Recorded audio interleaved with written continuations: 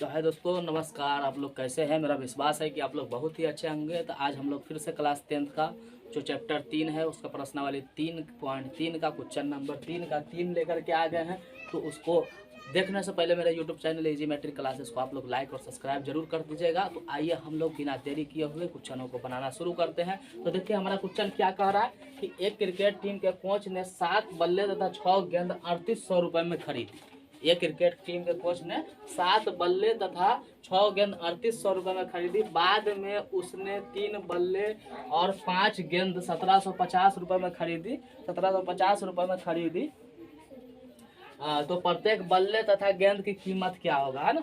तो आइए हम लोग देखते हैं, बस बिल्कुल आसानी के साथ एकदम आसान शब्दों में सीखते हैं। सबसे पहले इस टाइप का जो भी क्वेश्चन रहेगा उसको मान लेंगे कि माना कि बल्ले की कीमत, माना कि बल्ले की कीमत x एवं गेंद की कीमत y रुपया है।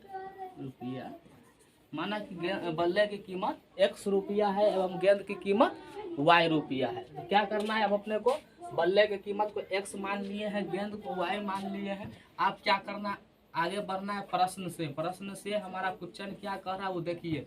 किसी क्रिकेट टीम का कोच 7 बल्ला और 6 गेंद को कितना में खरीदता है? 3800 रुपये में। तो 7 बल्ला यानी 7x और 6 गो गेंद कितना में खरीदता है? 3800 में। ये हमारा समीकरण कितना हो गया? 1 हो गया। इसी प्रकार से पुनः प्रश्न से हम लोग देख रहे हैं, पुनः प्रश्न से क्या कह रहा है? तो पुनः प्रश्न से कह रहा है कि 3 बल्ला, बाद में उसने 3 बल्ले और 5 गेंद 1750 रुपये में खरीदा। यानी 3 गो बल्ला और 5 गो गेंद यानी 3x प्लस 5y। 3 गो बल्ला 3x और 5 गो गेंद 5y बराबर कितना हो गया? 1750। इसको हम लोग समीकरण कितना मान लिए? 2। अब 1 और 2 को हम लोग हल करेंगे। क्या करेंगे?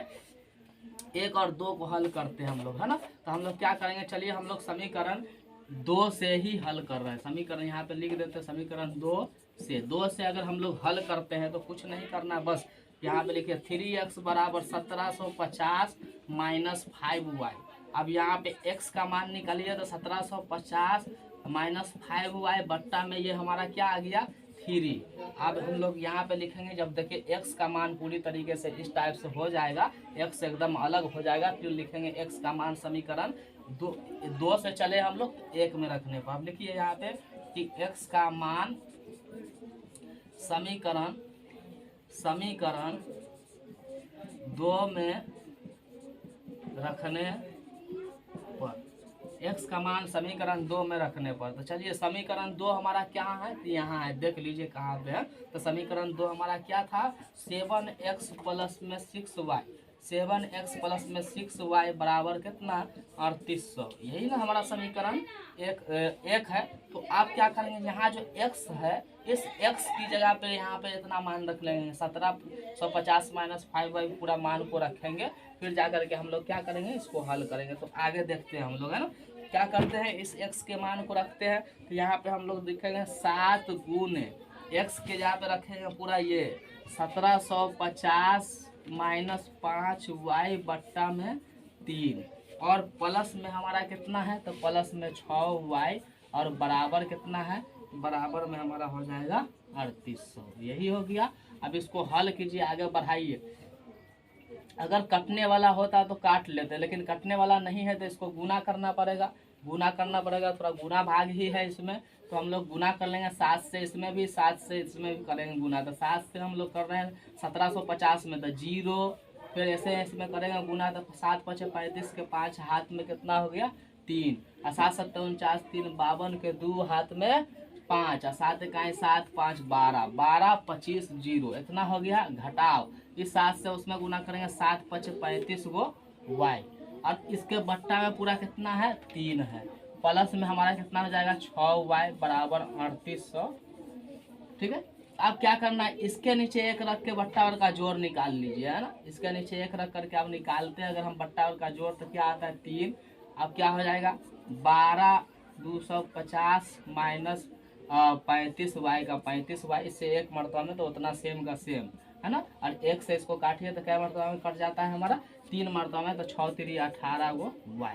बराबर इधर लिखेंगे 3800, है ना।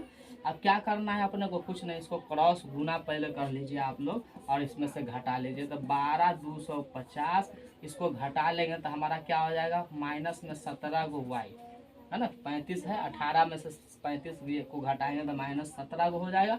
और ये क्रॉस गुना कर लेंगे इससे, क्रॉस गुना करेंगे तो हमारा कितना निकल के आ जाएगा, देखिए 3 से 3 अट्ठे 24 के 4 हाथ में 2 और 3 तिहाई 9 और 2 11, आई डबल जीरो जो है वो उस पर बैठा दीजिए। तो ये हो गया हमारा। अब क्या कर लेना है हमने, ई जो 17 वाई है उसको उस साइड है, इसको उठा के ले आना है इस साइड। तो हमारा हो गया 12,250, ये जो 11,400 है उसको हम लोग इधर ले आए और 17 को उधर ले जाएंगे। तो प्लस में हो गया हमारा 17।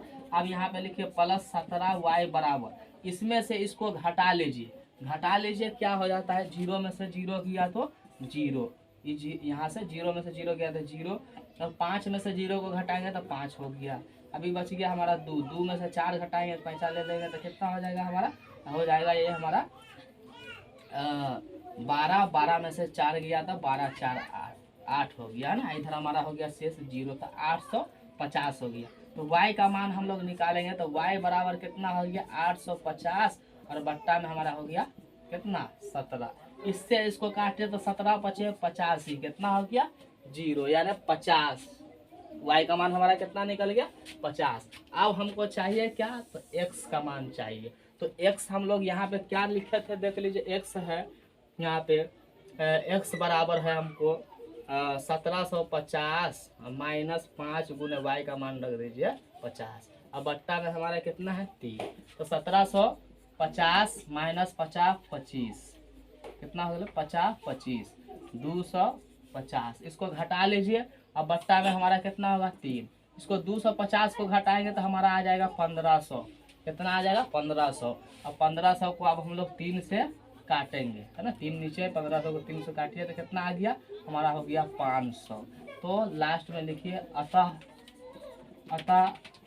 बल्ले की कीमत 500 रुपया एवं गेंद की कीमत 50 रुपया है। बस हो गया, यही हमारा क्या हो गया, हल हो गया। तो हम विश्वास करते हैं कि दोस्तों आप लोग को बिल्कुल आसानी के साथ समझ में आ गया होगा। यह समझिए हमारा प्रतिस्थापन विधि से ही हल हुआ है। अभी हम लोग फिलहाल प्रतिस्थापन विधि पढ़ रहे हैं, तो उसका जो 3.3 में पूरा प्रति